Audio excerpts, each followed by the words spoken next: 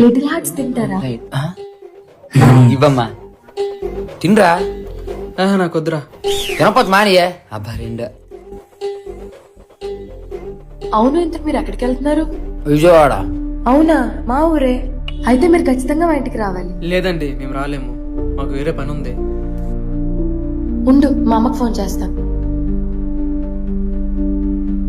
Hello అమ్మా, ఇందాకలా rowdy వెదవుల నుంచి కాపాడారని చెప్పాను కదా, వాళ్ళు మనూరేనంట. ఇదిగో ఇస్తున్నాను, మాట్లాడు. మాట్లాడరా. ఎవరో నాకేం మాట్లాడరా.